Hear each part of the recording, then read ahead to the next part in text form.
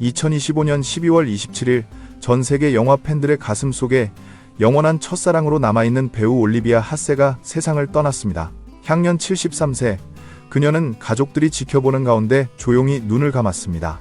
정확한 사인은 공개되지 않았지만 그녀는 수년 동안 유방암으로 힘겨운 투병 생활을 이어온 것으로 알려졌습니다. 한때 유방 절제술을 받고 완치 판정을 받았음에도 불구하고 야속하게도 병만은 다시 찾아와 그녀를 괴롭혔습니다. 세기의 미녀, 영원한 줄리엣이라는 화려한 수식어 뒤에 가려져 있던 그녀의 삶은 과연 행복하기만 했을까요?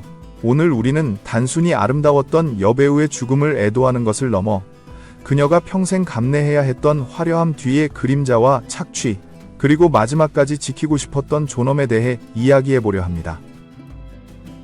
올리비아 하세가 전설적인 영화 로미오와 줄리엣의 주인공이 된 과정은 마치 영화보다 더 드라마틱했습니다. 하지만 그 과정에는 우리가 미처 알지 못했던 기묘한 운명의 장난이 숨어 있었습니다. 아르헨티나에서 태어나 영국으로 이주한 그녀는 가난 속에서도 어머니를 돕기 위해 8살이라는 어린 나이에 배우가 되기로 결심했던 당찬 소녀였습니다.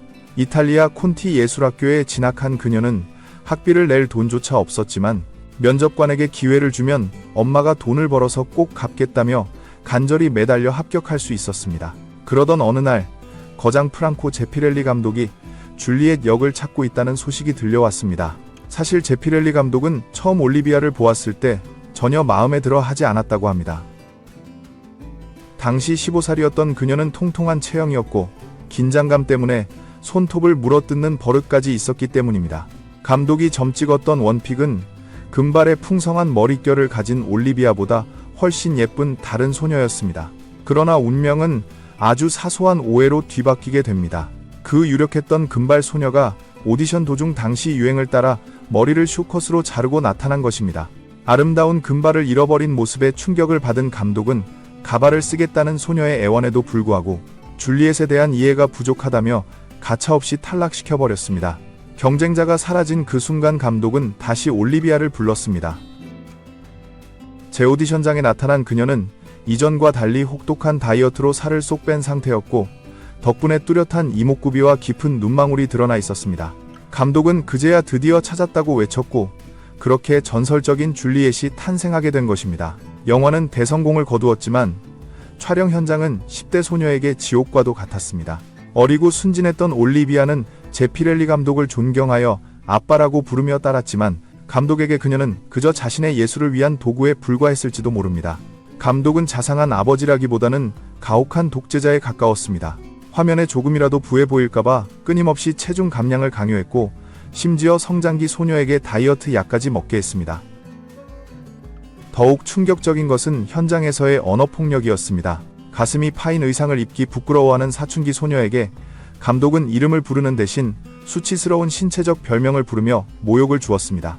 올리비아는 훗날 자서전에서 감독이 나의 부끄러움을 없애주기 위해 일부러 그런 것 같다며 스스로를 위로했지만 이는 전형적인 가스라이팅의 흔적으로 보입니다. 이러한 감독의 기행은 다른 배우들에게도 마찬가지였습니다.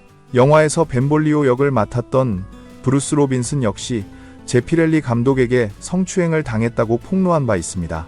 샤워를 하고 나온 그에게 감독이 강제로 입을 맞추거나 촬영장에서 그를 철저히 무시하며 모욕을 주는 등 권력을 이용한 학대는 비일비재했습니다. 올리비아 하세의 인생에서 가장 큰 상처로 남은 것은 바로 영화 속의 노출 장면이었습니다. 이 사건은 그녀가 생애 마지막 시기에 파라마운트사를 고소하게 된 결정적인 계기가 됩니다. 당초 대본에는 어깨와 등 정도의 가벼운 노출만 명시되어 있었습니다. 하지만 촬영 당일 감독은 말을 바꿨습니다.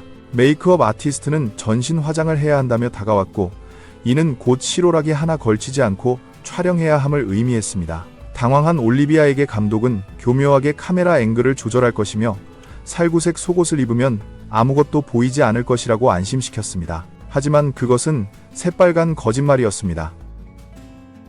제작진은 일부러 침대에서 옷을 멀리 배치해 그녀가 일어날 때 자연스럽게 알몸이 노출되도록 유도했습니다. 순진했던 그녀는 당연히 그 장면이 편집될 것이라 믿었지만 시사회에서 자신의 적나라한 모습이 스크린에 가득 찬 것을 보고 경악을 금치 못했습니다.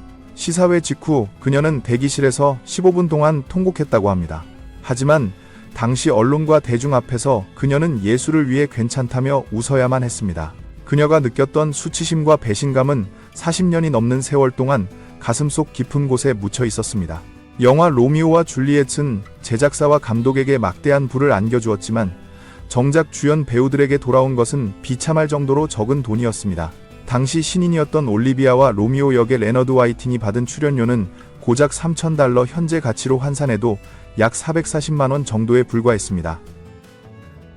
일약 스타덤에 올라 어딜 가나 파파라치가 따라다녔지만 정작 그녀는 호텔 싱크대에서 직접 드레스를 빨아 입어야 할 정도로 궁핍했습니다.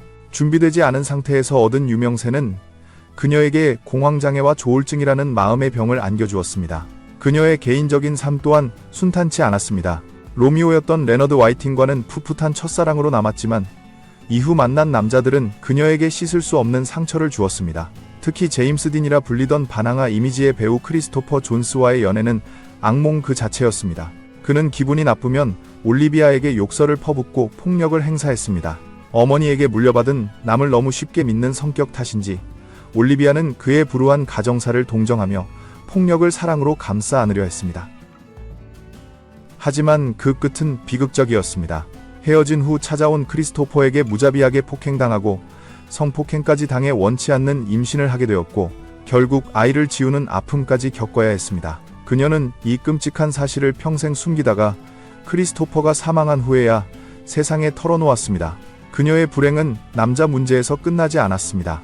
결혼과 이혼을 반복하며 딘폴 마틴 아키라, 퓨즈, 그리고 마지막 남편 데이비드까지 여러 사랑을 거쳤지만 경제적인 시련은 끊이지 않았습니다.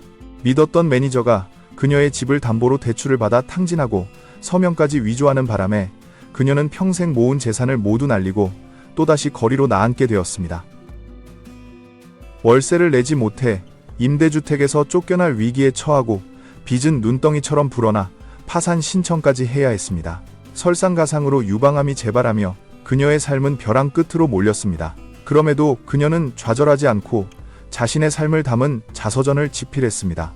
하지만 책 표지에 자신의 대표작인 로미오와 줄리엣의 사진을 쓰려 하자 파라마운트사는 1,400만 원이라는 거액의 저작권료를 요구했습니다. 자신의 얼굴, 자신이 연기한 장면을 사용하는데 돈을 내라는 제작사의 횡포에 그녀는 폭발하고 말았습니다. 이 사건은 그녀가 묻어두었던 40년 전의 아동학대와 성착취를 고발하게 만든 기폭제가 되었습니다.